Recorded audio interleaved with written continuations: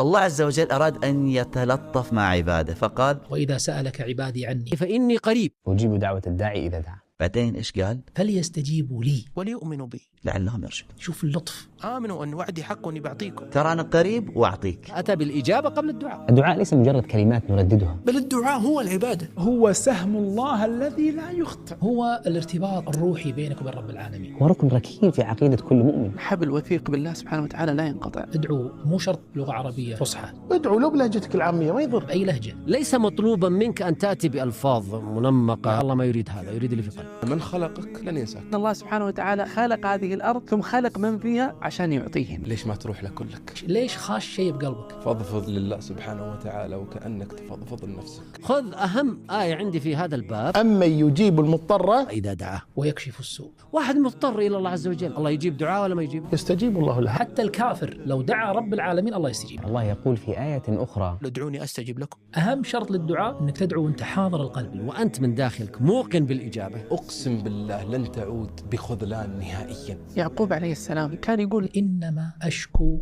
بثي وحزني إلى الله وأعلم من الله ما لا تعلمون. ما أشكي لكم أنا، إنما أشكو إلى الله، إلى الله فقط إلى الله. فحلو لما الواحد يودع لله شتات أمره. يا حي يا قيوم برحمتك أستغيث أصلح لي شأني كله ولا تكلني إلى نفسي طرفة عين. شوف طرفة العين هي هذه الرمشة. ما أجمل أنك تطلب الله بيبانها مشرع عليك 24 ساعة. إن الله حي كريم لا يستحي إذا رفع أحدكم يديه أن يردهما صفرا. خائبتي. والوحيد اللي المفروض ما تتكلف في طلبه. الله سبحانه وتعالى يحب العبد اللحوح. شاني لحوح. لما أنت هذا الدعاء تلح فيه يوميا تطلب الله سبحانه وتعالى بنفس هذا الدعاء بدون تكلف. ادعو الله بأسمائه. ولله الأسماء الحسنى فادعوه بها. اطلب الله تشهد بأسماء العظمى. فهو الوهاب، العزيز، الحكيم، المعطي، الرزاق، العليم، الكريم، القوي، القادر، الجواد، الغني. فيا غني أغنني، يا كريم أكرمني، يا جبار اجبرني، يا قوي قوني، يا رب الفضل فضلك والرزق رزقك. يا رب ارحمني في هذه واعطني اياها فأنت الكريم الجواد الرازق الواسع. يا رب الآن أنا بين يديك. أنا مالي من تصريف الدنيا شيء، أنت اللي أعطيتني. يا رب كيف ما قلت. فيا ربي تكفى يا ربي. يا رب أنت